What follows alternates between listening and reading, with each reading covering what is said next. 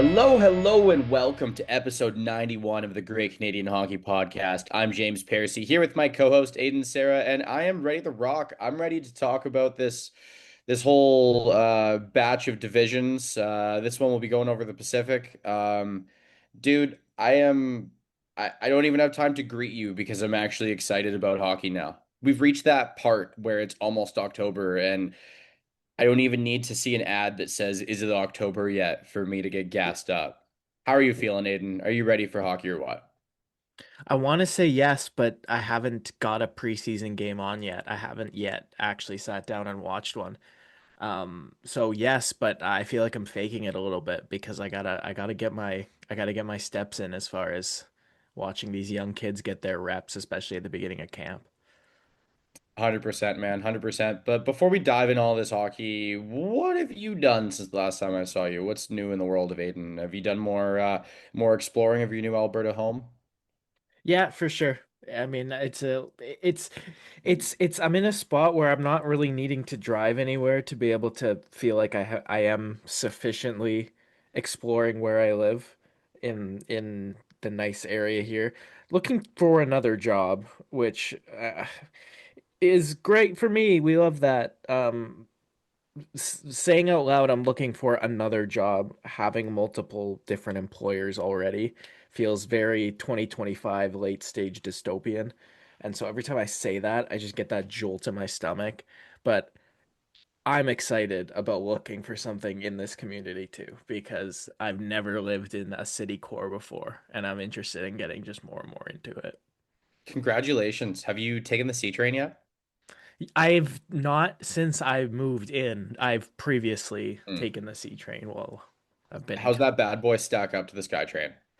James, it's not even close. And I say that appreciating TransLink and appreciating the SkyTrain system because as imperfect as it is, there are so many significantly worse options out there and this being among them. I see. I see. Well, I hope for a slightly more exciting, maybe new job-filled Calgary update next time we chat about this, but I've got to dive into my weekend, dude. I've got to dive into my weekend for sure because it was something I'm really excited to talk about and something I was really looking forward to. It was the Van City Card Show, the largest cards and collectibles show, convention, whatever you want to call it, in Western Canada. From people I talked to there, it stacks up to the major shows in Burbank, California, and New Jersey, which are a couple massive hubs for that sort of thing. They had Eric Lindros there as like celebrity hockey guest, and man, is that dude ever gigantic on stage. I think there was a 6 foot tall host talking to him, and that host was standing, and the big E was sitting in a chair, hunched over, and still dwarfed him. Like absolutely dwarfed him. The one thing that kind of caught me off guard, but I always have to like check myself and remember. Um, he had such a calm, relaxed demeanor. And all I know of Eric Lindros is the highlights, the documentaries, and that's like a fairly large, menacing dude. This is the center of the Legion of Doom line that just like pillaged and plundered the NHL in the 90s. And I I think it caught me off guard seeing such a relaxed fella. But the show was incredible, man. I made a lot of friends, to chatted with a lot of people.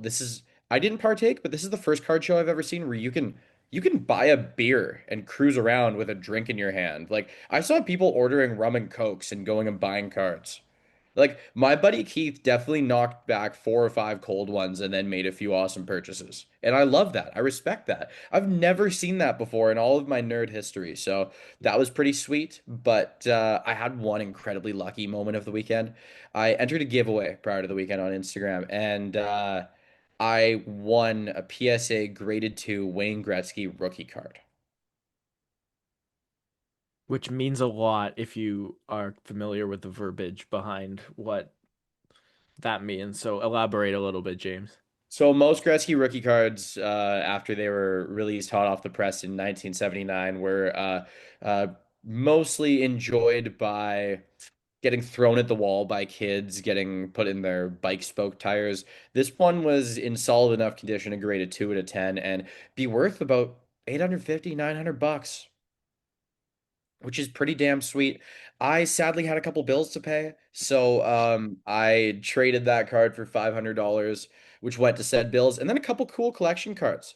One of them being an Ovechkin game used patch card out of 10, and another one being a triple autograph of Duchesne, McKinnon, and Landeskog, serial numbered to 15. So only 15 of those in existence. Yeah, man, it was really cool, and just the best part about it is chatting with people with the same interests and hobby as you for 2 or 3 days straight. I had a few of my best friends come with me over the course of the weekend. Two of them, it was their first card show. It was just really damn cool. Really cool. And some people I caught up with for the first time in, I don't know, 5 years, because I've been doing this a long time. But yeah, man, incredible. I'd love to bring you to a big card show sometime. I bet you'd love it. I agree. One more thing of the weekend, and possibly the most applicable to the topics we explore in this podcast. Aiden, it was our fantasy draft in our keeper league. For better or for worse, there was some excitement. Do you want to walk me through how you feel you did? I'm not gonna have a lot of exciting things to say because I got the most boring version of a good draft I could have had, I think. So it's not there's not a lot of picks that I'm gonna sit here and say that I was extremely excited about because I know Matt Duchene's gonna get a lot of points. I know Pavel Buchnevich is gonna get a lot of points. Um, the one I think has aged the best though is Anthony Stolarz, where I took him because he Yeah, was I thought you took him way too high, man. yeah, I was not impressed. Did you know something we didn't? no. And whatever it is with Joseph Wool, man, I hope it's good because it was so open-ended. It was so open-ended of just leave of absence. It alluded to something with his family being the cause of it. So as much as I can perhaps be a little bit happy that the pick I used on Stolars is all of a sudden got me a slam dunk number one goalie. Like Stolars and Wool were set to be 1A, 1B. So hopefully for a guy like Wool James, who like just over and over and over again seems to be getting hurt and at this point it's obviously not an injury, but fingers crossed he's okay, or at the very least his situation is okay. What do you feel was your one flub pick? No draft is perfect. Who are you worried about having taken? Mm, That's a great question. Tyson Forster's health concerns me. Like I think at his best in that Anaheim team, you think about guys like Tyson me. Forster's in Philly.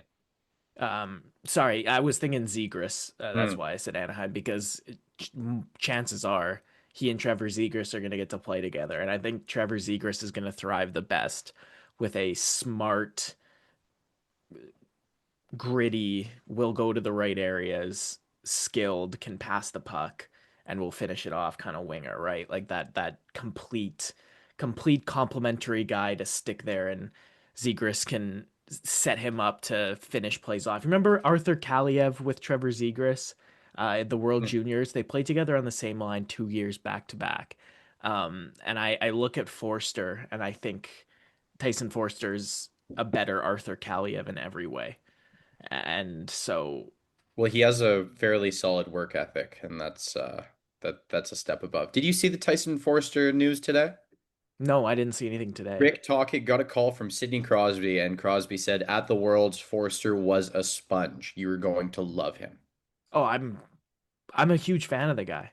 Mm. That's why I drafted him. And you saw him you saw him at that World Juniors again. And maybe that's why I'm bringing up Zegras and I'm bringing up a guy like Kaliev thriving in that role. It was Zegras and Turcotte, I think, in that second tournament that Kaliev played really well with. There's something to, like you said, being the sponge. I was going to describe Forster as somebody who will always rise to the level of players he's playing with. I think it was Logan Stankoven and Kent Johnson on the line with Forster at the 2022 World Juniors in Edmonton. And they all three of them played really well together. And Forster was, yeah, the putty that filled in the cracks of everything Stankoven and Johnson weren't doing. They were great players of that tournament, but Forster was the perfect cherry on top complementary piece for the two of them. And so I'm singing the guy's praises, but it's just him coming into the season with a knock is what is the worry. That's what's got my reservations. I thought I took Dmitry Orlov a bit high. I I wanted him. think that one is a pick that's worth it. Yeah, well, worth it as far as I didn't end up getting other defensemen to run a power play. Like Luke Hughes and Lane Hudson are going to get their shot. Pionk's obviously behind Morrissey, but both Edvinsson and Provorov, who are my other defensemen, I'm less confident getting the points than I am with Dmitry Orlov. Last question on the draft for you. One player you were gunning for but did not get.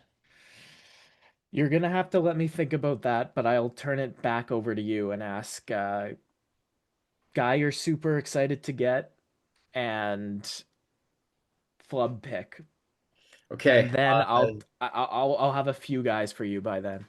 All right. Ready to rock on that one. I'm really excited for my somehow sleeper pick in our league because nobody other than me, you, and Caleb seems to know he exists. Connor Zari, who we're going to chat later. I am very, very, very excited to have him on my squad. I think probably 54, 55 points this season. I've got him penciled into a pretty strong second line role with a little bit of power play time, and I he wasn't even ranked by ESPN, which is quite common for young players, guys with under 60, 70 games of experience. But yeah, I feel quite good about that one. My flub pick also doesn't feel like a flub pick. I immediately had hell rained on me when with one of my two second rounders, and when I say hell rained on me, we all chirp each other the entire draft. Like our buddy Joe picked Brent Burns really early, even though he's Colorado's sixth or seventh defenseman. And yeah, he did not hear the end of it, and there are many memes made in the chat for that. But I took Jeremy Swayman with one of my second rounders, and when I say second rounder, we have 10 keepers each. So the first pick in the first round starts with a player ranked around 150, right? So like our second rounder is not your second rounder if you're not in a keeper league. But yeah, man, I know Swayman is on a Bruins team that looks really, really horrendous. And I'm not arguing that they're horrendous, but if you get a great goalie on a bad team, they'll have the odd shutout here and there where they make 46 saves. And that is what wins you fantasy with goalies. That is exactly what I was looking for.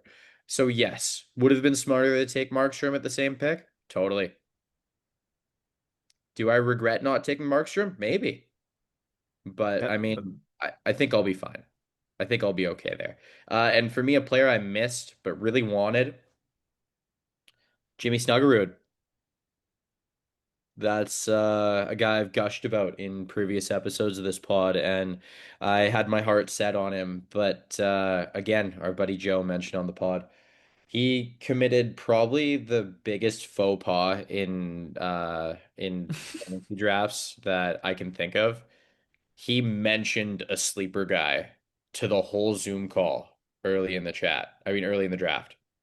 You don't do that. You don't do that at all.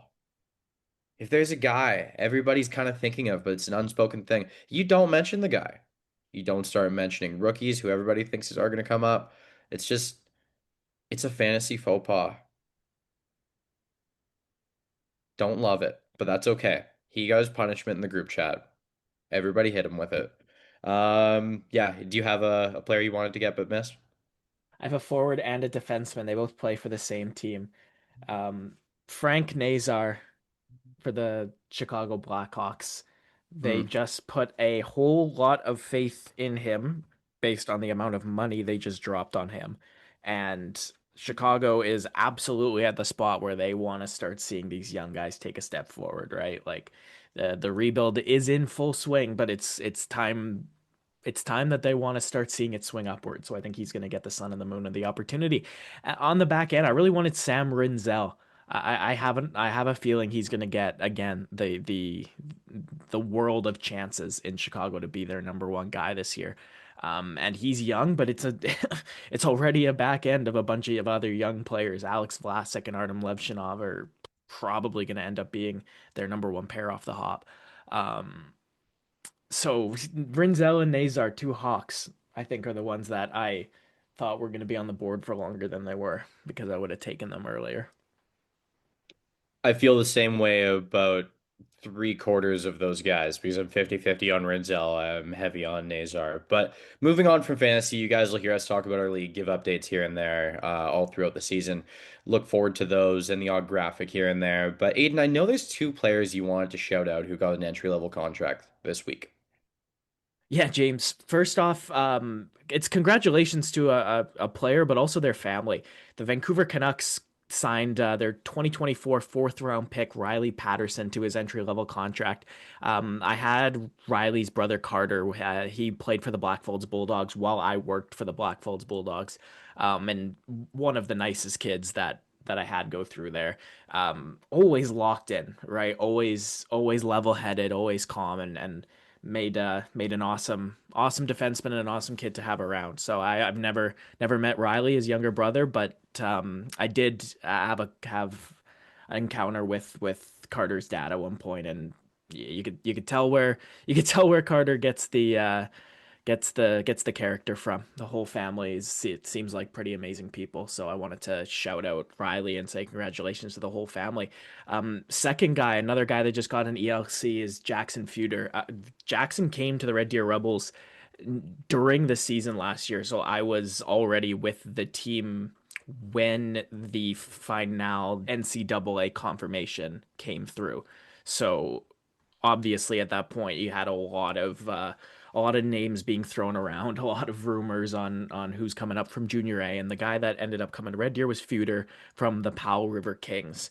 And he already had his draft year come and go. So this is a guy in draft year +1 already who's coming from a BCHL team who only played 31 BCHL games, had 7 goals and 16 points last year. That is not numbers that you'd expect all of a sudden to be looking at an entry level contract. But if there was anybody that was going to go in this position where they went from the British Columbia Hockey League and being on nobody's radar to all of a sudden getting an entry level contract, I'm not surprised that Jackson Feuder showed up to an NHL camp and got a deal because I can't say with confidence that I've watched him take a shift off. Yeah, huge congrats to Riley, huge congrats to Jackson. Couple players to watch as we move forward throughout the season for sure. Thanks for the breakdown, Aiden. Let's just talk Matthew Shaver quickly because he's given us his first impression in the NHL. A quick preseason game for the New York Islanders, and is that the fastest you've seen an 18-year-old defenseman skate before? Defenseman, yeah, I mean, Cale Makar and Quinn Hughes had some fleet feet beneath them, but But they yeah, did not play when they were 18. no, they didn't. And it's the straight line ability of Schaefer that stands out because yeah, like I talked about Hughes, I talked about Makar.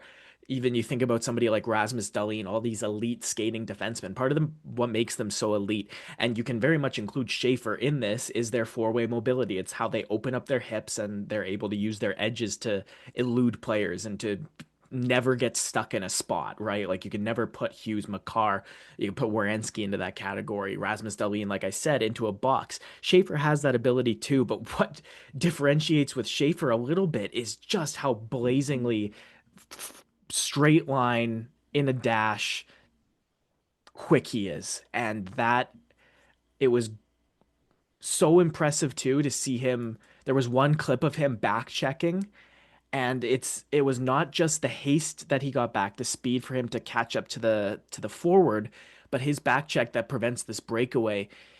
It doesn't just end with him making a diving defensive play to poke the puck off the stick. He fully from behind on a guy who's on a breakaway ends up getting body position to just check the puck off him. There's no desperation. It's just Schaefer being confident that I am going to move faster than this guy. I know I'm going to beat him to the net. And then I know that I'm going to be able to get my body between him and my goalie and get the puck away. And again, it's a preseason game, and I'm singing this guy's praises like like he's now a lock to win the Calder Trophy.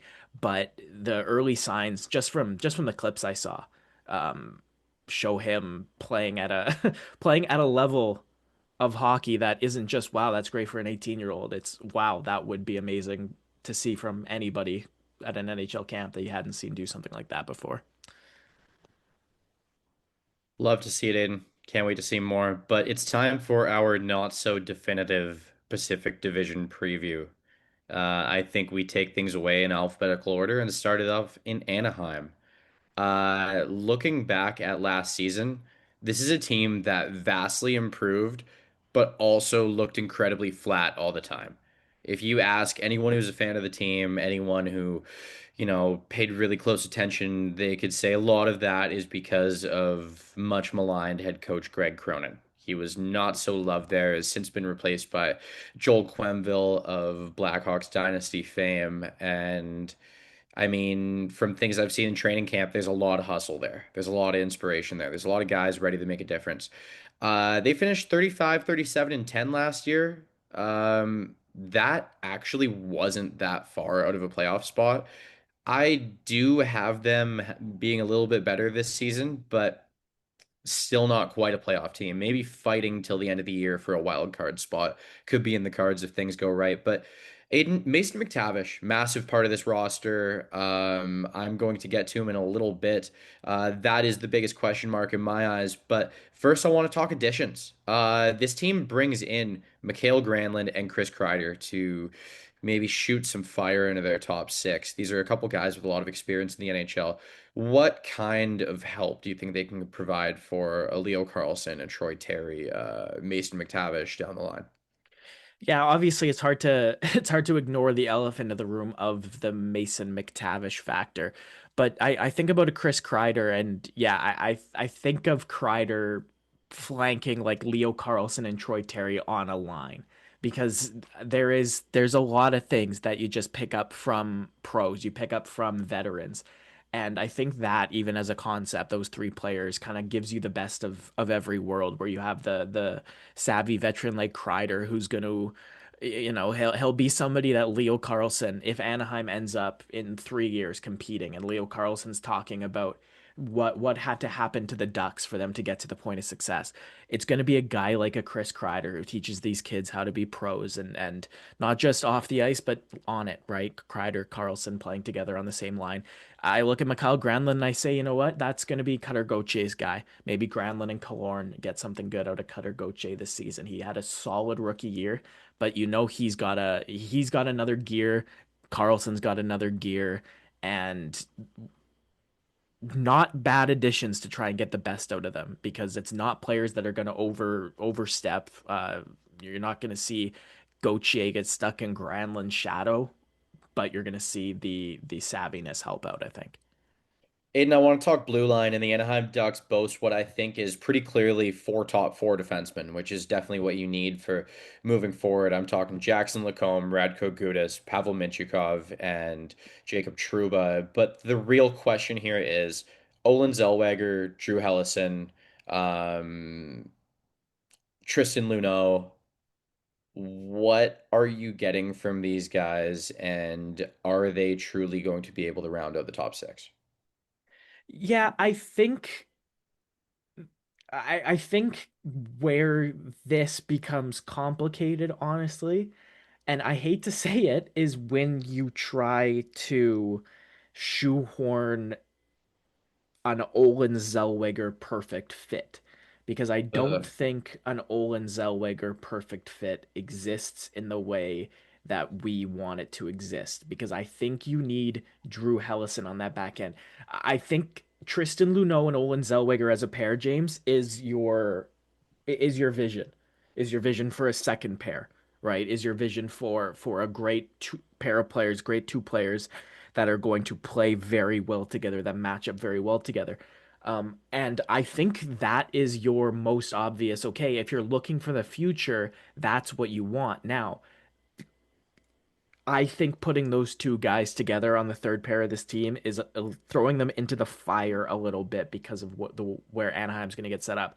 Luno only played 6 NHL games last year. Zellweger's on 62. So there's that piece of me that is screaming it has to be Drew Hellison in there just because of how much more experience he's got than Luno. And the Hellison Zellweger thing, that's the big question mark. Are they going to be able to round out that top six? Hellison is a right hand shot. He's 6'3". It works in theory. I want to see it in practice because Luneau is to me. I'm way higher on Tristan Luneau than Joel Hellis or than Drew Hellison. That's kind of where I'm stuck at. Now, the other thing that you didn't mention that I actually, if you're asking me to make these defense pairings from scratch, you talked about four top four defensemen, but James, I wouldn't play them like that. No, I'm just saying they have four top four. Yeah, like I'm taking a step back. Lacombe and Hellison, Mintyukov, Truba, Zellweger, Gudis. That's a way to line it up. You could play Sure. Mintyukov with Tristan Luneau. You could play Captain Lacombe. Judas to you. Yeah. Oh, and yeah. Hey, Radko Gudas is the other side of the coin to an Olin Zellweger, right? Like having those two guys together would be good. So if you're talking about okay, you have your top four, it's Lacombe and Truba, then it's Mintyukov and Gudas. How do they build a third pair? That's where I think it gets a little bit complicated. But you take the seven defensemen they have as a whole, and you start moving the pieces around, and there's a good six that I think you can build here. In for my money, with Lucas Dostal and Peter Mrazek in the crease, this is the fifth best team in the Pacific.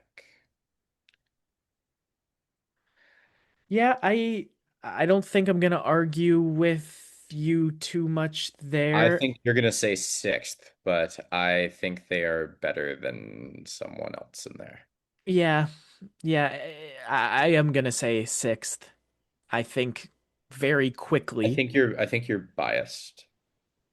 Oh, are you? So it's Vancouver that you've got them ahead Yeah. of. Yeah. I thought you were gonna have them ahead of Calgary. No, I'm so sold on Calgary. Yeah. No, I'm higher on Calgary than I've heard a lot of other people be. Well, I don't think I have anything else to say about Anaheim other than Mason McTavish sign or request a trade. Let's take it to Calgary, your new hometown team. Screw Yeah, we got it. Vancouver, screw being a Canucks fan. You are now a Calgary dude. Yeah, yeah. I mean, Yes, he says reluctantly. yes in the I'm in Calgary and yes in the I'm so sick of the Vancouver Canucks that all I want to do is jump on the bandwagon of yeah, let's screw them. But that doesn't mean I'm going to be a Flames fan. It's just screw the Canucks from a regular Canucks fan basis.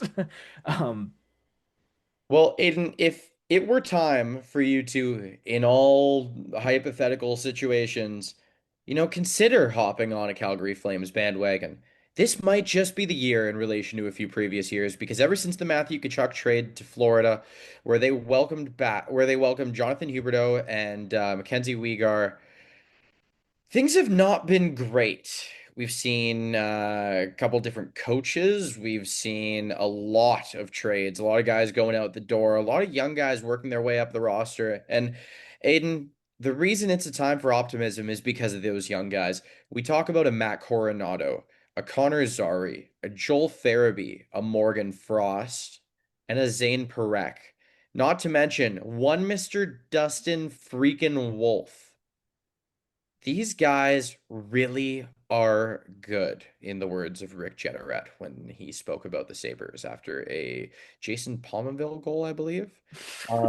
Yeah, dude, they're really, really good. When you look at Kadri and Huberdeau and how they've been able to kind of push a defense first, which sounds crazy in the same sentence as Jonathan Huberdeau, they've been able to push a defense first mindset on a lot of these young guys. You saw Coronado have a lot of that in his game last year. You saw Zari in the brief sample size. Morgan Frost already has that in his skill set, but Aiden, what I love most about this team is it has something that a winning organization always has.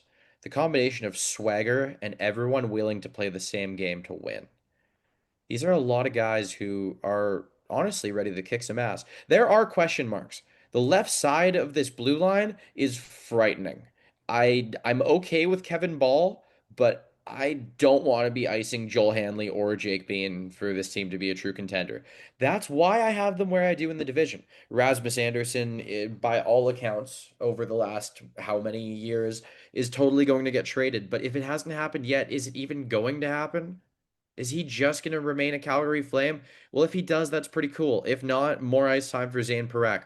Last thing in my rant before passing it off to you. Dustin Wolf is the seventh best goalie in the NHL by my money. And that's after one season where he didn't even play a crazy amount of games. Um, 10 games this season could completely change that the other direction. Sophomore slumps are real and they're scary. I really hope I don't see it, but man, I'm buying what Craig Conroy and this Flames organization is selling. I have them at fourth in the Pacific, and again, fighting for a wild card spot, but losing it. It's funny that I agree with everything, but am still sitting here like you're a bit too high on them. I think they play hockey at every end of the ice better than the Canucks and the Ducks. Yeah, I agree with that. I agree with you. And I think a playoff push is not out of the question at all. And the huge if caveat is a completely unrealistic standard, but it's the the less injury and the more players playing up to their potential, the closer they're going to be. And obviously that's true. That's true of every team in every season. But I'm talking about it's the difference between, okay, are we going to see a 20 goal, 50 point ish Matt Coronado? Or are we potentially going to see a 35 goal Matt Coronado? Are we going to see a Connor Zary who's settling into like a middle six center role? Or are we going to see him potentially switch to the wing to play with a Morgan Frost or a Mikhail Backlund or something like that and excel as a top six scorer? Are you going to see Jonathan Huberdeau, Nazem Kadri, Blake Coleman start to regress? Yegor Sharangovich was a guy who was filling the net and did not have a very good season last year coming off of an injury.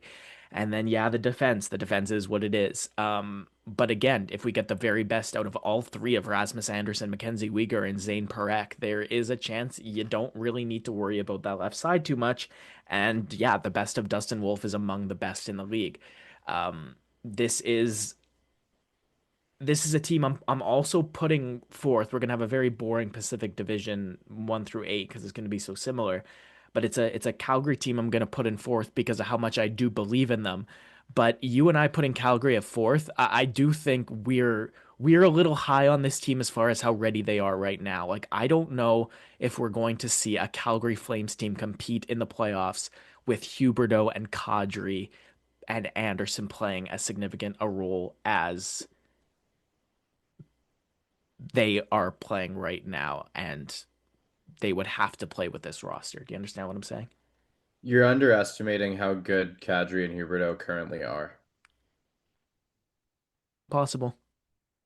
I picked Kadri in the fantasy draft, so I'm very hopeful that that first line of him, Huberto, and Coronado ends up just torching it. They won't be the ones putting up all the points, but this is a team that could have five guys with 60 points and no one with more than 70 points. And I love that about them. I love that about them so much. Yeah, listen, you're not wrong. It's just I think expecting 60 points out of anybody not named Huberto, Kadri, or Coronado is really Or Mackenzie optimistic. Weegar. Yeah, that's a little optimistic for Mackenzie Weegar. He only had 47 and a good season last year. Like he played very good hockey last year. He was their number one by an edge over Anderson. And he's still only like I'm not putting down Weegar. I'm just saying like it's I think we're we're shooting a bit high. And like Morgan Frost could totally pull a nice little 55 point season out Morgan of him. Frost is really good at hockey. Yeah, he was not very good at hockey after he came over from the Flyers to Calgary. But yeah, after a whole summer training camp, I think he's going to be far better than he was initially. Um, Edmonton's next. Let's go to Edmonton. Well, If at first you don't succeed, try again. And then if you don't succeed, try again. And then maybe that might work again. But with mostly the same guys, but a year older, and then a bunch of guys who I have less faith in. Aiden, two of the best five players in hockey play for this hockey team. Maybe six, depending on how you see it. I I still don't see them winning a Stanley Cup. Yes, I didn't see them getting past the first or second round last year. All right, I'm crazy. Do I sometimes cheer against the Oilers having success? For sure. I'm not a hater. It's just baked into me for some reason. Um, I have no faith in Matt Savoy or Isaac Howard having any impact on this roster this season whatsoever, other than frustratingly trying to plug them into different lines to see if they work. I'm also no fan of Kasperi Kapanen's game other than when he randomly gets really good at killing penalties or has a random clutch goal. Adam Henrique is getting worse every 20 games I see him play. Mangiapane could be really good. I know nothing about David Tomashek other than he was very good in Europe. And Podkolzin can be good sometimes. Zach Hyman isn't supposed to be out for a super long time. The blue line is exactly the same, except Matthias Ekholm is a year older. Tell me that this team is better and convince me of it, and I will give you $5. That's not enough of an incentive for the amount of energy that I would need to put in to acquire the $5, James. This is a tough Lawyer. economy. Um, so you're you're looking at Calgary, and I'm looking at Edmonton, and I'm saying to myself, I still have Edmonton at number two in the Pacific. yeah, oh, again, more boring. That's where I have them. Um, and hearing you talk about Calgary is hearing you talk about a group where you're just like, we're gonna get the best out of this whole thing. We're gonna just whatever the sum of all these parts is the best it's gonna be. And now And we're before looking you at finish that Edmonton. thought, I should have mentioned that McDavid and Draisaitl between the two of them are going to have 250 points. I think your conclusion here is looking at everybody as less than you're counting on everybody who could be hit or miss to miss in this I Oilers fully team. believe they will. I love Matthias Janmark, but he's Yeah. going to do what he does and be a great fourth liner. So I feel like I've fallen into this trap with the Oilers every year where I look at these names and I say, no, it's not going to work. No, this is not deep enough. No, this is. And then here we are every single season after a Stanley Cup final appearance. Um, Hey, I have as stupid as Mangiapane it optimism. sounds, I have Mangiapane optimism. yeah, me too. Um, but it's as maybe stupid as it sounds, this is still a good enough team where I think all they need to do is hold pat, stay in a top three spot in the Pacific, and then yes, I think it is so obvious that you need at least one good right hand shot defenseman out and about. Period. Now, I don't think that's the difference between this Oilers team making the playoffs, being in the top three, not being in the top three. You're right. You ran through a bunch of guys that are very hit or miss.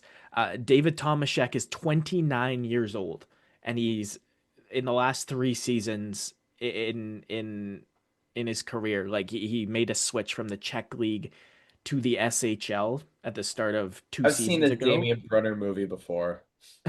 Yeah, well, and two great years in a very hard Swedish elite league.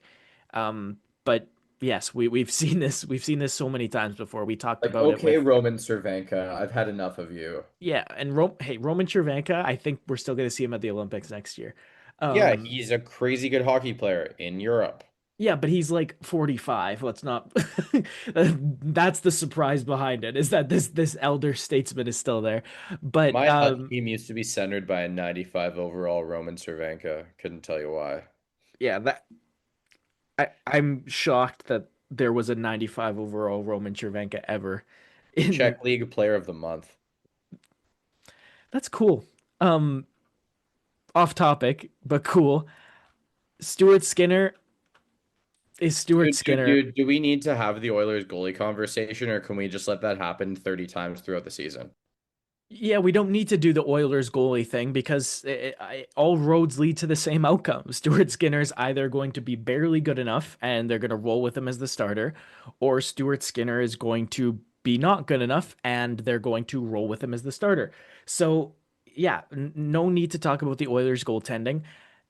They do have four top four defensemen on this roster. It's just three of the four all play strikingly, uh, all have strikingly similar weaknesses. Darnell Nurse has done nothing but focus on that defensive game, and it's getting better. So if Nurse can anchor that second pair with Wallman, Ekholm stays healthy enough to anchor it with Bouchard, that defense could run as a solid unit. There is only four bona fide top six slam dunk forwards on this Oilers team. They are going to need to have top six contributions from a couple of other players.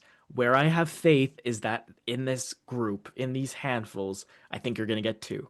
I do think you're going to get two of Mangiapane, Puckholz, Savoy, Kapanen, Tomashek, Howard. I Hey, but how have. many of those guys can play a third or fourth line role? Oh, I think Isaac Howard and Vasily Podkolzin easily, so easily can be that. Matthew Savoy, I'm not super sold on. Kasperi Kapanen, it's a hard no. But Andrew Mangiapane, I could totally see him on a third Yeah, line. I could do Mangiapane. Yeah. I didn't know the Isaac Howard being good in a depth situation thing. I will 30% believe you for now and test my eyes to see the rest.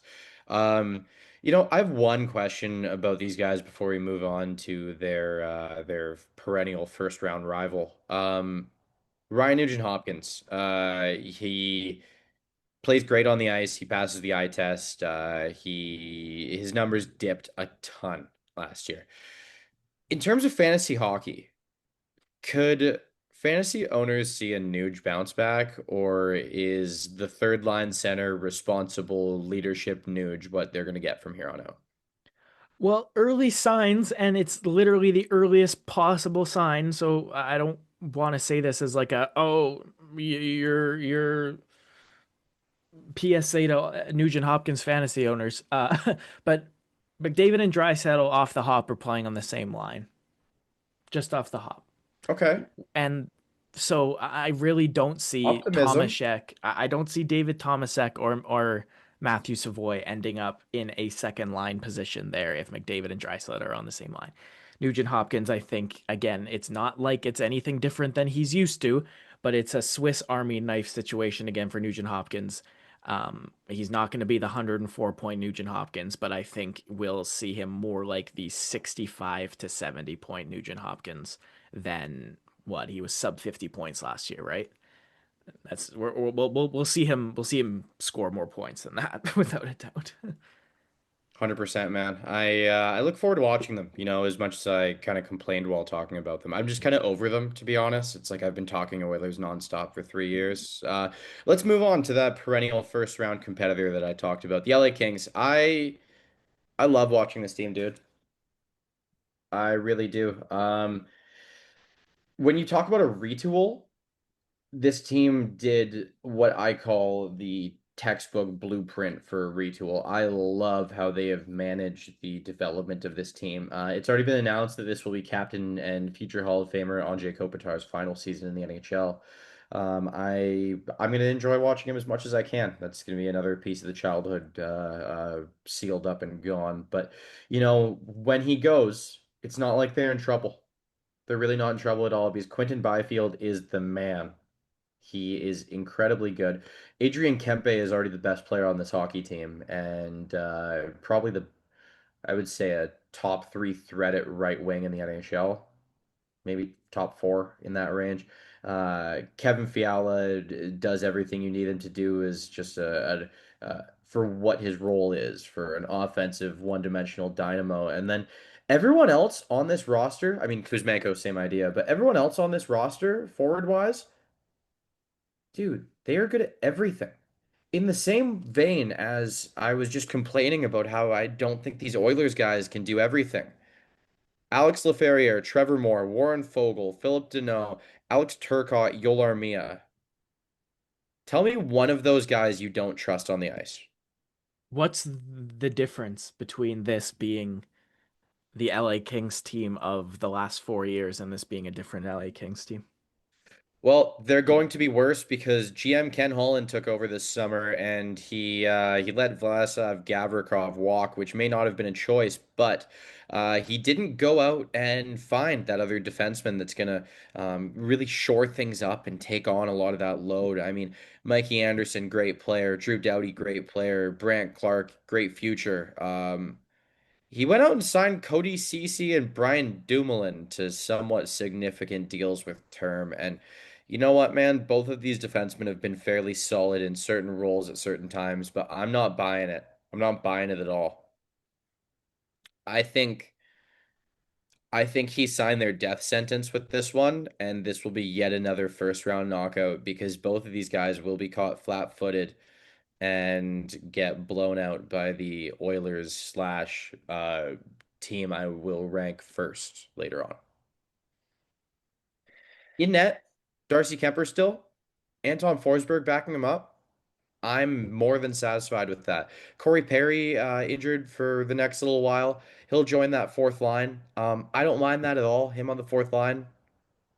I think that's perfectly fine.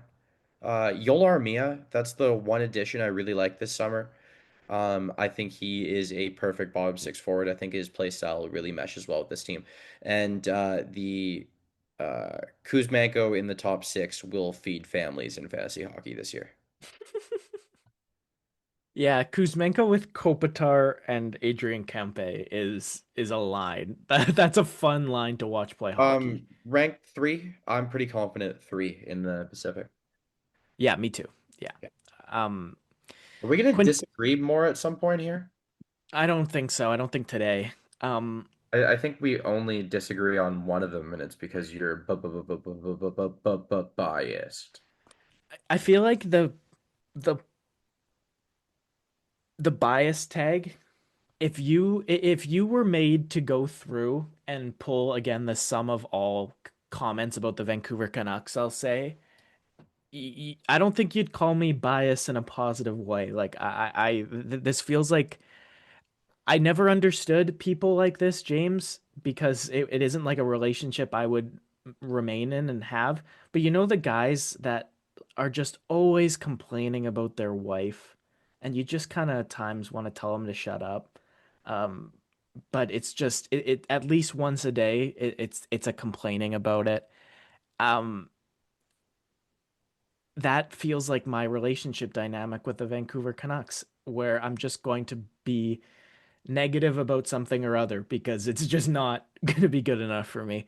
So I don't know about me putting Vancouver above Calgary, sorry, or above Anaheim being a bias thing because if anything, it's putting them in eighth would show my bias. But um, more specifically about the Kings, Quinton Byfield, the play on the ice is not being followed with a lot of points.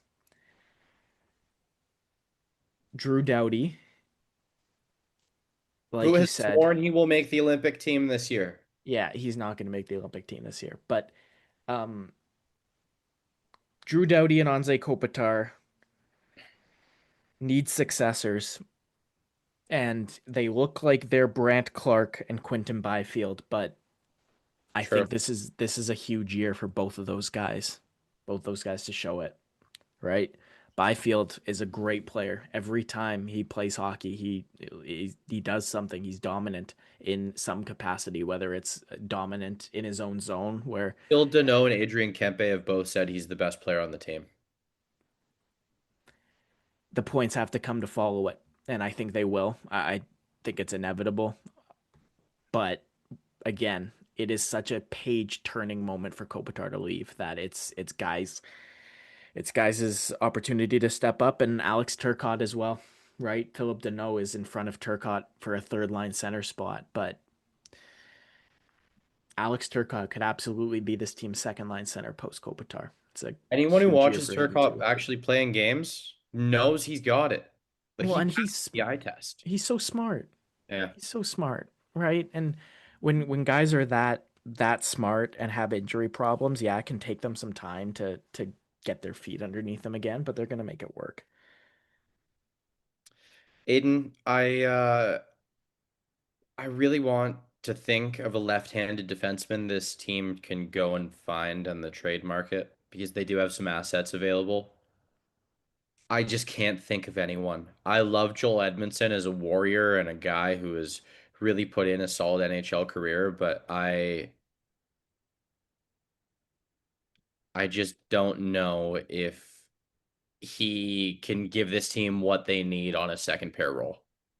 No, I I could totally see where you're coming from. And it didn't make, it made sense. It wasn't something that baffled me that they moved on from Jordan Spence just because of who this team has and what roles they need to fill. Unfortunately, James, there's no answer we're gonna come up with that's going to be good because it's Brian Dumoulin. That's the answer, right? That's Like tough. that's clearly the answer that they have because if you look at this defense and how they've constructed it, getting Dumoulin and Cece, Dumoulin to fill in Gavrikov's spot and Cece to fill in Jordan Spence's spot. It's obviously downgrades, right? Pretty overtly, especially the Gavrikov Dumoulin one. Obviously the CC Spence one too, but I'm just even talking about Dumoulin and Gavrikov's are theoretically supposed to play similar roles, right? So that drop off is so much more evident. Um, Mikey Anderson, Drew Doughty, Brian Dumoulin, Brian Clark, Joel Edmondson, Cody Ceci, some variation of those pairs together because Edmondson and Clark just stopped working together. So I would probably put money it's Dumoulin to start. And then when that doesn't work, they're going to put Mikey Anderson with them. Um, but it's a worse defense core. It's an older Darcy Kemper, and it's a forward team that just, again, a lot of awesome pieces with four guys that put the puck in the net. I want to see more guys get some goals in the back of the net for this team. We'll leave it there on the LA Kings. Moving on, not too far away, the San Jose Sharks. Aiden, there's a lot of reasons for optimism on this team, but I don't think that should reflect in the standings. Yeah, it's going to be the worst great team to watch this year. They're going to be one of those squads that loses 7-5. Yeah. Yeah. And I like watching those teams. That's a lot of fun. Off-season acquisitions include Jeff Skinner, fresh draftee Michael Misa, Philip Kurashev, Adam Gaudette, John Klingberg, Dmitry Orlov, Nick Leddy, Alex Nedeljkovic, and Carey Price. Unfortunately, as far as we know for now, Carey Price will not be playing any games for the San Jose Sharks. I'm not going to completely rule it out as impossible because weirder things have happened, but I'm going to tell you 99.99% sure Carey Price will never wear a San Jose Sharks uniform on the ice unless it's some elaborate joke at a beer league game. Um, Macklin Celebrini, my projection for him is around 85 points this season. Is that too high? I don't think so. Will Smith, I've got around probably 60. William Eklund, again, probably 60. Michael Misa, anywhere between 10 and 50. I really have no idea what I'm going to see from this guy, but I just love the vibes on this Sharks team. I love Barclay Goodrow. I think Colin Graff is a nice little player. Kurashev is a fun shot in the dark. You know what you're getting with Tyler Toffoli. He's the Sherpa leading them through all kinds of ritualistic getting smoked by other teams voyage kind of thing. Mario Ferraro, really interesting player, really solid guy. That might be maybe the left-handed defenseman the Kings look to acquire. You never know. Um, it remains to be seen which of these defensemen take the power play and run with it. Is it John Klingberg? Is it Dmitry Orlov? Does Ferraro keep it? Timothy Liljegren's got some puck moving ability. I don't know what's going to happen there. if I'm drafting in fantasy, I would have done what Aiden did and pick Orlov. That makes the most sense, but you never really know. And one more note on these guys. I've got them seventh in the division, but I think Ty Dellandrea is blossoming into the ideal bottom six center. That's where we kind of had him going, right? Yep. Like if you watch Ty Dellandrea Jr., that's what he screamed. Yep. Even at that level where everybody looks like they might be a top six forward, because for you to be an NHLer, you're probably dominating at that level. Yep. Um, yeah, you're absolutely not overselling the amount of fun that will be within and watching these games for the San Jose Sharks. I don't think you're too far off base to hope for a point per game Macklin Celebrini season. I think it is not going to happen. Not because that's a crazy idea or because he's going to fall on his face. Just because these Sharks are going to have some tough games and there will be a lot of focus placed on Macklin Celebrini. Um, Yeah, the tape is out there on him. yeah, Teams and players know what to expect from him a bit yeah, more. yeah. I just So, think his intelligence is enough that that might help overcome it. yeah, no, I completely like the thought. Michael Misa is the big question mark. Right now, I kind of think he's going to start the season as the second line center. I don't have a sixth forward I like in this group. Like I know there's a lot of them that it could be, but Eklund, Celebrini, Toffoli, Smith, Misa is a good group of guys to have in the top six. I don't like the You idea of know what Jeff. kind of numbers Jeff Skinner can put up on a bad team.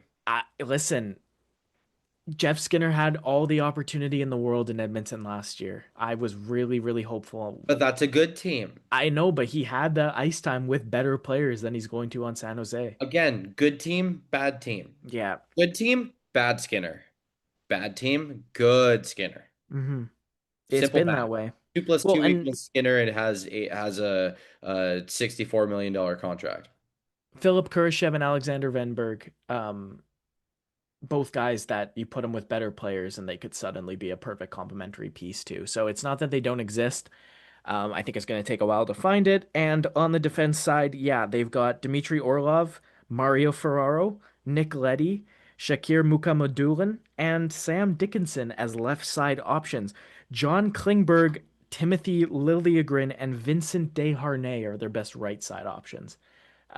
So it's an interesting Did group you just of. mention Desharnais in the same sentence as best options?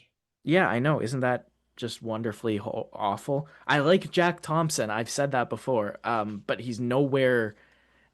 To me, he's nowhere really near being a full-time NHL defenseman. But you know what? He played a lot last year. It's hard to say. If you ask Sharks fans, I'm sure they're not going to have as high opinion on Jack Thompson as I do, because he struggled there a little bit last year. In the cage, Aiden Yaroslav Askarov, what do we expect from him? This was a very high draft pick, very solid trade acquisition, and you know what could be possibly the biggest boom or bust goalie I've ever seen.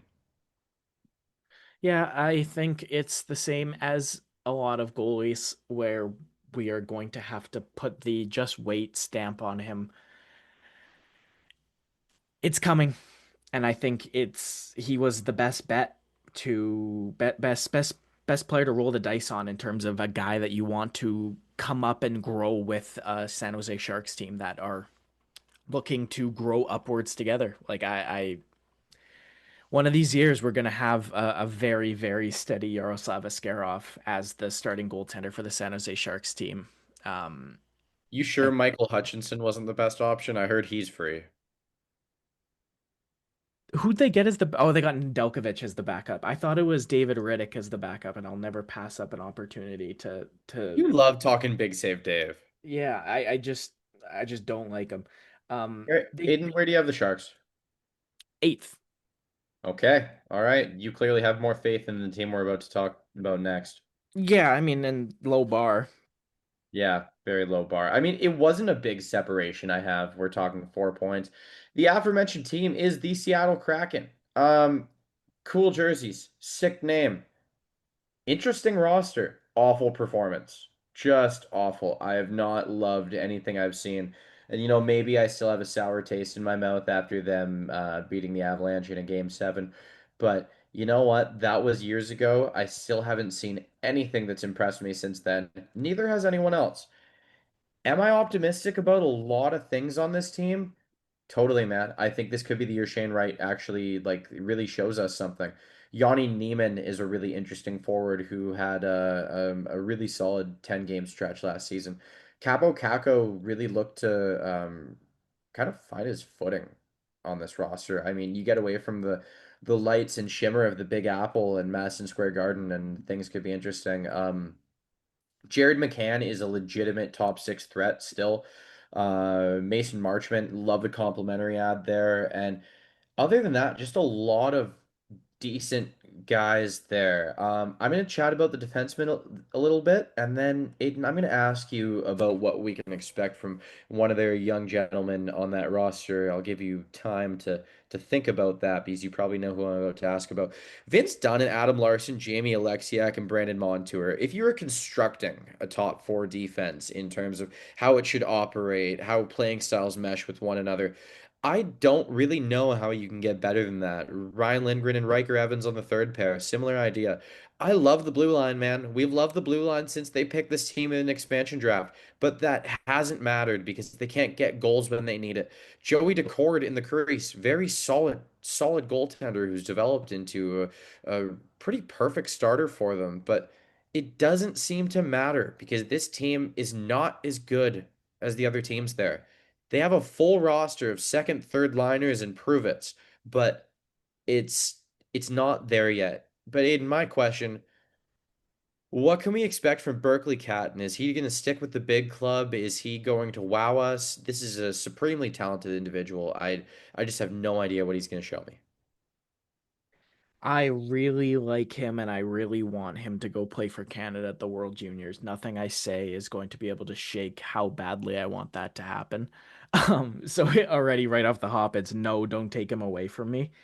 I think he could You do you with might be okay because they have Matty Beniers, Chandler Stevenson, and Shane Wright as centers. Yeah, and that's actually kind of where I was leaning, especially again, like Jared McCann absolutely can play center. Frederick Goudreau they picked up is a centerman. Mitch Stevens and John Hayden are centermen.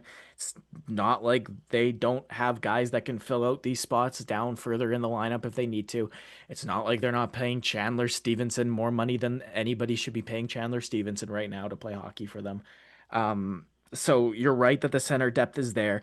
And I think no matter what, if you have all three of Catton, Beniers, and Wright in the lineup at the same time right now, you are blocking somebody's development. It's got to be one of them. I think the idea of Chandler Stevenson being the third line center on this team and giving Beniers and Wright the reins to be the first and the second line centers for this season is a great idea. Um, then Is it that gets going to happen? congested. No, that's not going to happen. You don't think that's going to happen? That's like it's hard. It's hard to say. No, that's what we want to happen, and that's what logically should happen from an armchair GM like us's perspective. But an NHL coach is gonna go, no, you took a shift off, Shane Wright. You're on the fourth line and playing 8 minutes a game. Oh, Matty Beniers, you weren't good enough on the power play. You missed that extra step. Well, we're throwing Marchment, Schwartz, and Stevenson out there to show you how a veteran does it. Yeah, you're not wrong. What I will say though is Wright, McCann, Beniers, Kako, Catton, Tolvanen, Newman are all guys that could kind of fit that description where if you're not treating them with kid gloves and they take a shift off, yeah, it's a bunch of guys that are gonna have that discipline hammered into them.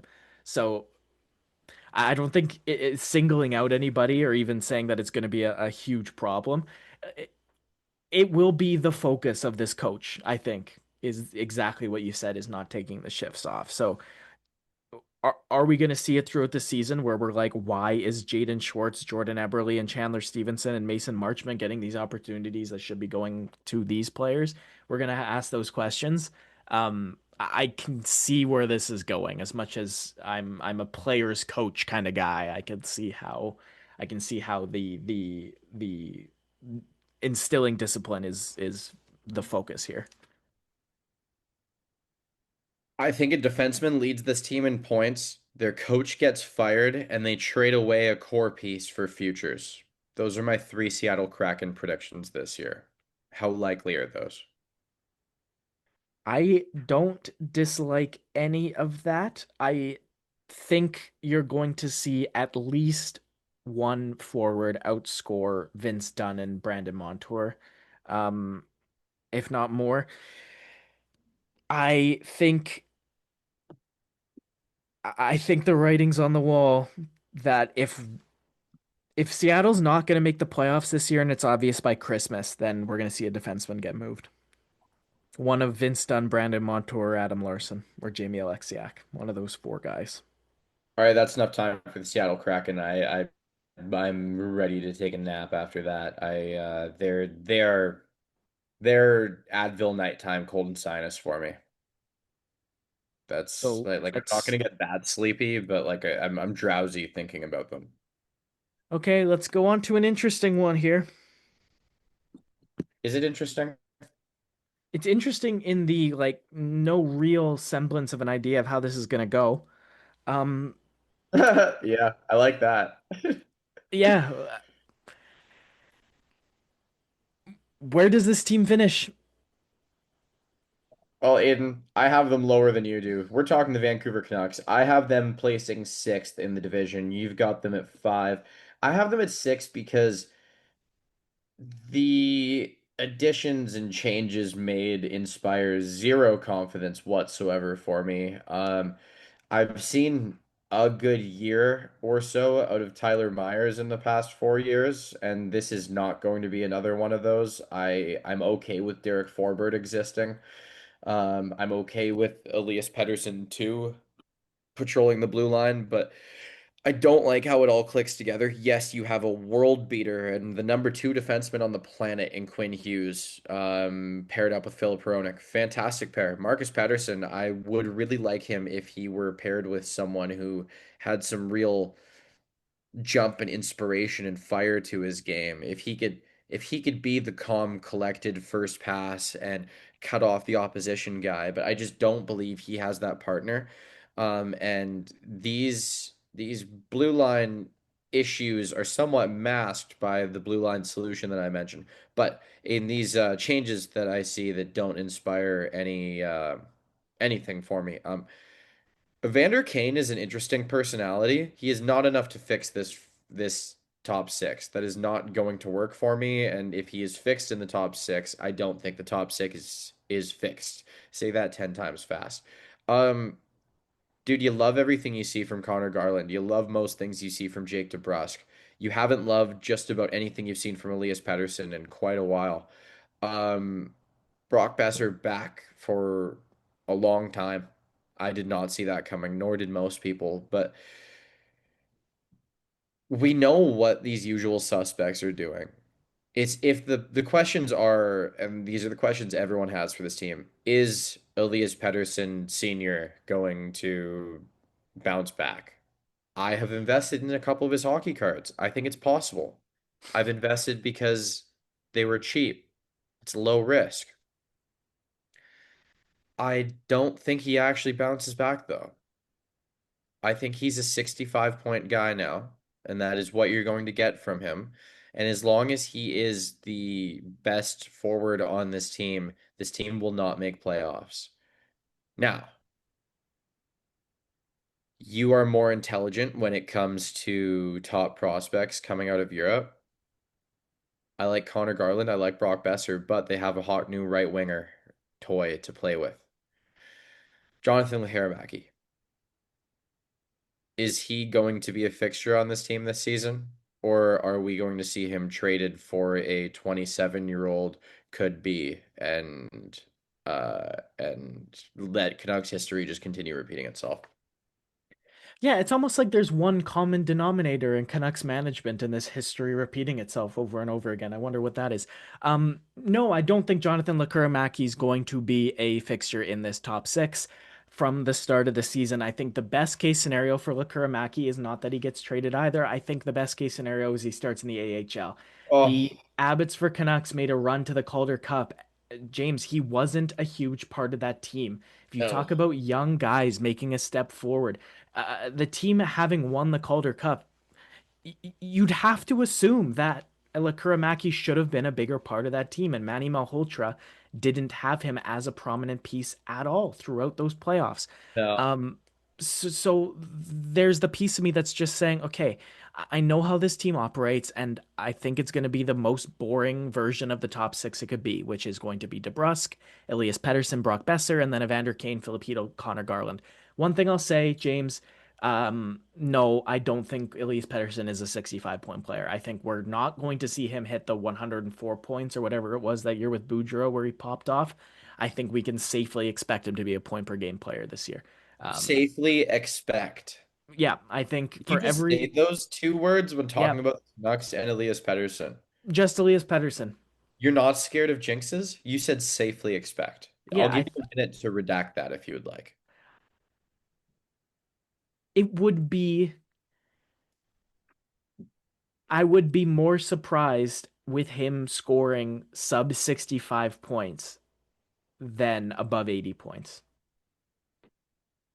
That's the sum of my feelings. Jinxes aside. First player on this team to get traded this season, go. Oh man. Because you know this management team is not shy to make a deal. Yeah, and I'm just trying to like think right now, who would I be the most upset with it being? Niels Höglander Um, will get traded this season in my eyes. yeah, I think of Nils Höglander. I think there's going to be an opportunity for Höglander, like that Evander Kane spot. It's not locked. I think Höglander, with the skills he has, what he's displayed in his NHL career already to date, could take a top six spot away from Evander Kane or Connor Garland. Thing with If Hedel and Garland. Hedel and Garland or Hedel and Kane or Pedersen and Besser, right? Like we've seen him Are all of kind these of, wings that interchangeable? yeah, yeah. Höglander can play left or right side. Jake DeBrusk Garland, being stapled to Elias Patterson is the one expectation, though, right? that is my expectation. Yeah. Yeah. Also, Um, known Pokemon card collector Jake DeBrusk. yeah, we I saw believe he that. attended the Van City Card Show that I was at. Sick. You love to see it. Keep buying cards and keep raising their prices. Thank you very much. It's so funny. Um, I hope we see Atu Ratu take a step into being a full-time NHLer. I'm more, Where's the spot though? it's the third line center. Okay, Yeah, he's gonna overtake Teddy Bluger. that's my hope. Um, However, I didn't answer your question. I don't think it's going to be Nils Höglander. I think it's going to be worse than that. I think it's going to be one of the two Swedish defensemen, Elias Pettersson Jr., not Jr., but the other Elias Pettersson, DPD, or Tom Wielander is going to get traded. One of those Oh, two guys. Verlander's gone, dude. Yeah, no, because and I sat here on this podcast last episode and said that I think starting to look at the trade market for Quinn Hughes is a good idea. And that was before the Friedman interview, right? And then Quinn Hughes went on and did the Elliot Friedman interview where he wouldn't remotely commit to the Vancouver City Canucks anything after next season. Um, so James, to me, that should tell you that it's time to start building around Tom Wielander. Now, every Is time he a good enough player to build around? I think so. I We don't think know yet. no, we don't. But you know what's We going to haven't even happen? gotten to taste it. No, but you know what's going to happen is Francesco Aquilini will go to the Canucks management office and Jim Rutherford and Patrick Allvin will sit there and put their heads down on the table and put their palms flat and Aquilini will stand there with a hammer. And every time that he asks them what they want to do with their roster and they say something that won't immediately lead to first round ticket sales at Rogers Arena, he just hits the top of their hands with a hammer and says, no, try again. And eventually, if all you want to do is squeak into the playoffs and get your home revenue for 2 or 3 games, yeah, you're going to end up trading guys on the cheap, right? Because you never are going to get the best return in these situations, and you're never going to get the best out of a team in these situations. So you ask me who should get traded and who will get traded, that's two different questions, and I think they're going to end up throwing Tom Vilander away for nothing in the perennial attempt to be a wild card team who either loses in the first round or gets absolutely decimated in the second. There is absolutely no way that this team is anything more than that this year. And I don't think there's any way this team is anything more than that with Quinn Hughes, which takes us to the conclusion that why are we not starting to think about this? Okay, Aiden, I want you to let me play fantasy franchise GM for a sec here, and but then take into consideration the way the Canucks operate. Vilander will be likely gone this season. That is the thought. But we are looking at the best pending free agent class in NHL history. And that's not just UFAs. There's a nice spicy RFA who's rumored not to be re-signing in Dallas. Could Tom Vilander, Connor Garland, and another pick slash prospect be enough to pry Jason Robertson from the cold, relentless hands of the Dallas Stars? Maybe. Maybe. Maybe. But I think it's more likely, way more likely that as I scroll down this pending free agent list, the Canucks trade an arm and a leg for like a like a Mike Matheson, Nick Schmaltz, like you know what I mean? Like a second line forward or second pair defenseman that they're going to give every asset they have for. Well, And and then the player will not sign. eventually Philip Heedle's gonna get hurt, isn't he? Knock on wood, hope not, but it feels like an inevitability. Dude, then it's So time for the Bluger show. yeah, James, you, that you're saying that in jest, and it's a joke, but it's also the next man up. So Wait. like, We haven't talked Max Sasson. Does he make the roster? no, Max Sasset will be the 13th, 14th, or 15th But forward that'll dude, get in from now and then. that's what the Abby Canucks hype brought us. They brought us Max Sasson. I think it's much more likely Linus Carlson is a full-time NHLer next season than Max Sasson if we really, really want to go How many down times the. did you see Max Sasson's name last summer? Just Pardon because me? of all this. How many times do you see Max Sasson's name last summer because of all that? Because of the way Canucks media operates? Oh, a lot. A lot. But I was also paying attention to the Abbotsford Canucks because they were in the playoffs and marching towards what inevitably I saw ended up more being a. Max Sasson this offseason than Nikolai Ehlers, who was like a top end free agent. I can't Okay. imagine it's like awesome being another fan in the Vancouver, Montreal, or Toronto markets, especially because it's everything is the team. Everything is literally like you said, down to the down to the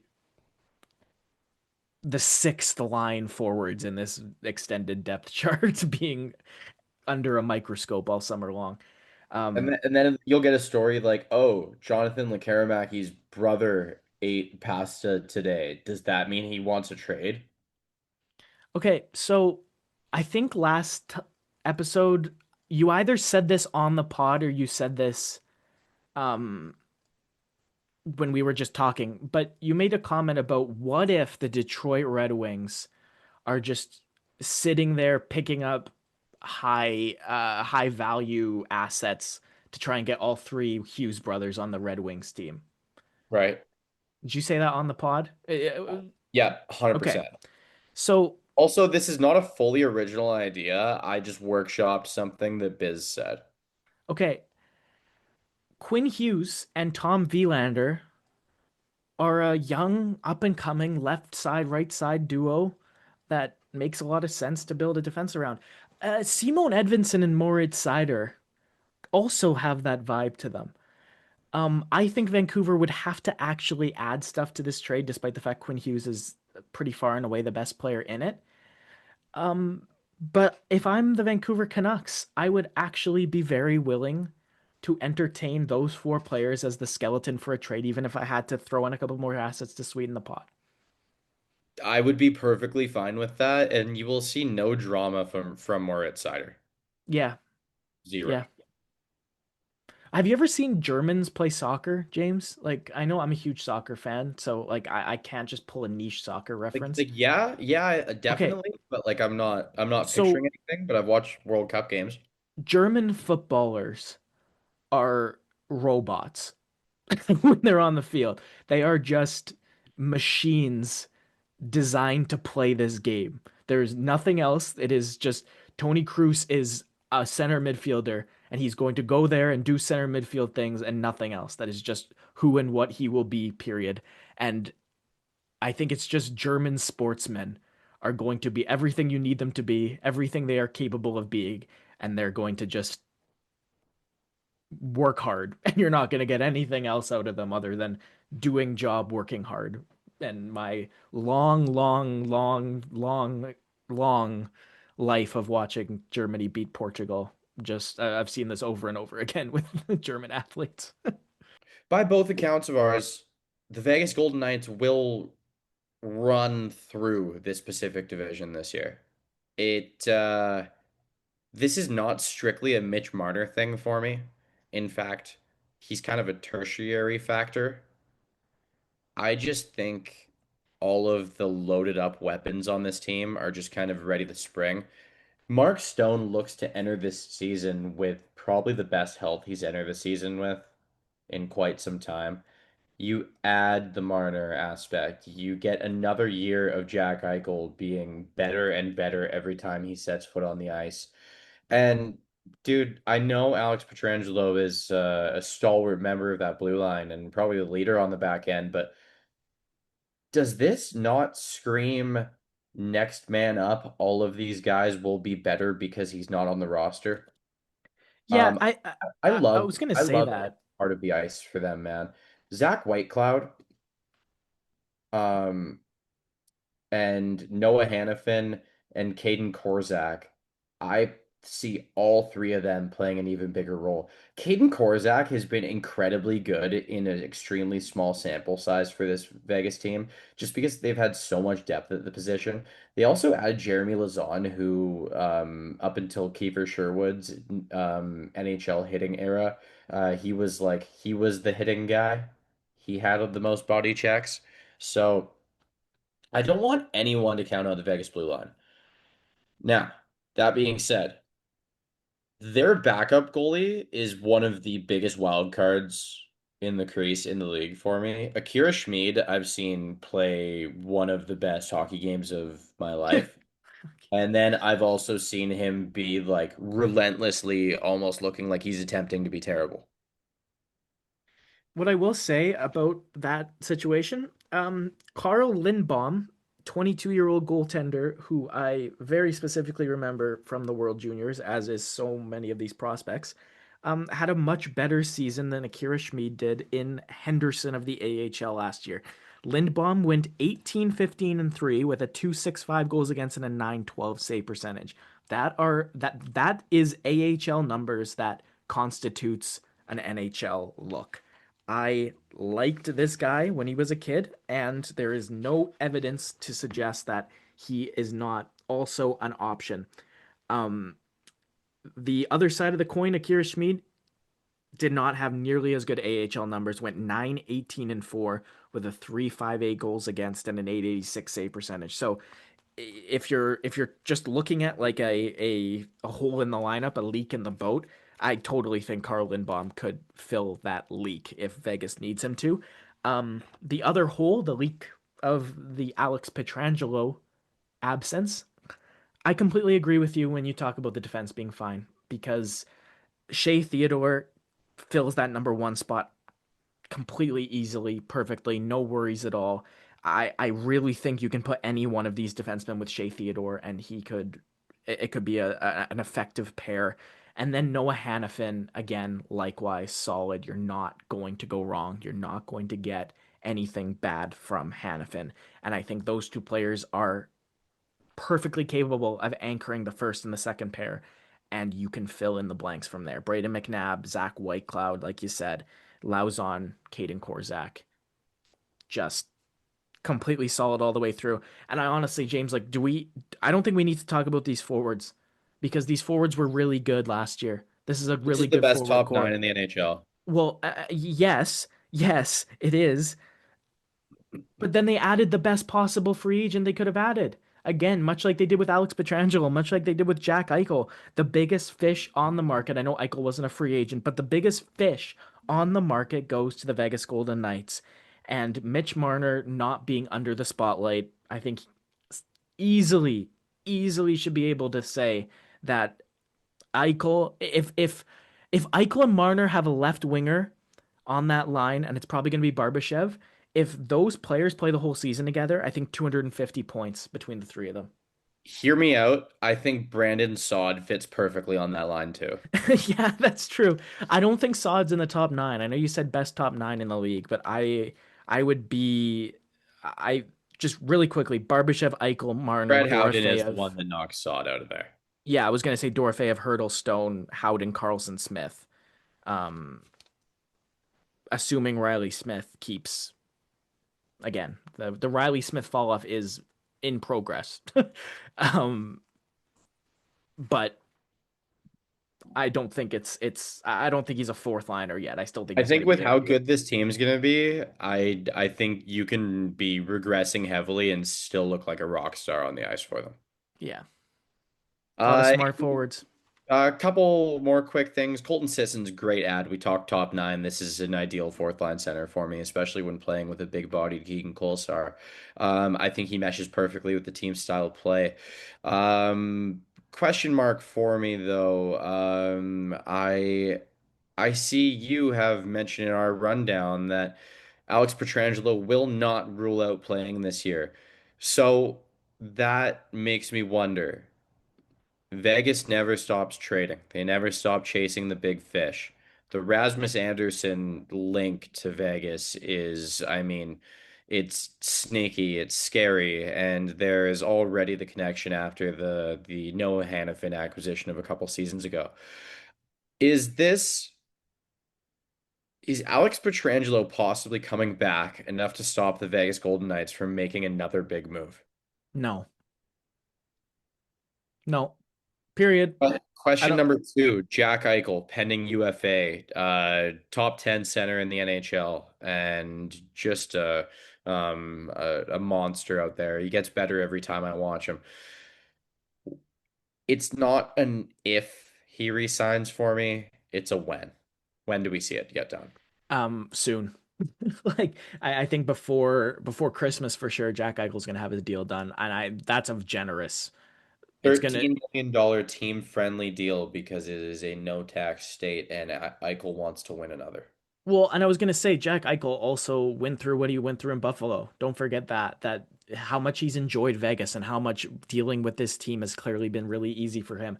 He's gonna put the pen to the paper just to say, "Oh my God, this has been a dream come true," because I am not sitting here fighting with my team about having surgery. So, wow, yes, let me keep winning Stanley Cups and you not messing with it. Like it's yeah, it's gonna be so easy, so no drama. We're not gonna hear a peep about anything wrong with these Eichel negotiations. This is not the time for it, but I'm going to say right now, I have a Toronto Vegas Stanley Cup final and Vegas winning and Marner calmly rubbing it in Toronto's faces. All right, that is our Pacific Division not so definitive preview. We aren't going to continue with the news update just because we're kind of going team by team. But Aiden, just quickly before we call our quits for the evening, any TV shows or movies? No, I finished the medical show House, probably the best kind of medical show because I find medical shows that take themselves too seriously, to all be the same. Like, Hmm. so the not taking anything seriously for the most part was actually kind of refreshing in that genre. Um, oh, I feel like I watched a movie, but I'm not going to be able to pull it out. So for you, TV, movies. TV show. My wonderful girlfriend and I watched The Girlfriend on Amazon Prime. This one stars Olivia Cook from House of the Dragon and a fantastic movie that I highly recommend called Me, Earl, and the Dying Girl. Dude, this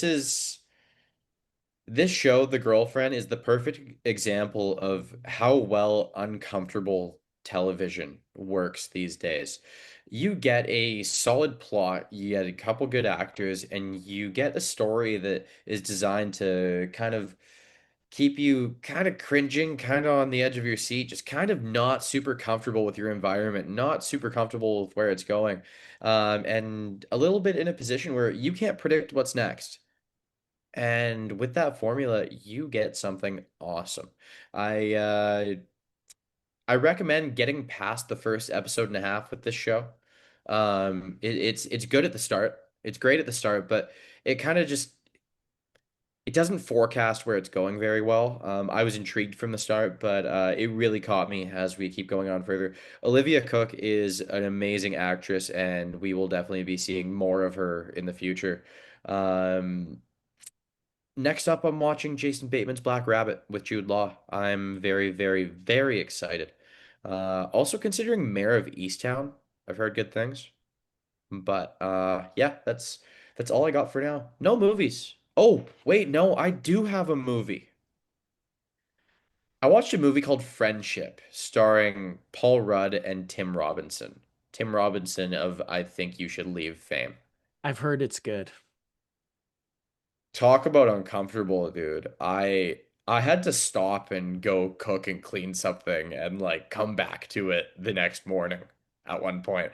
And not because it was bad. It was great, but it was like, oh my God, like really? Like there are so many oh my God, really moments while watching it. And I would highly recommend it to anyone who likes to laugh at something by themselves.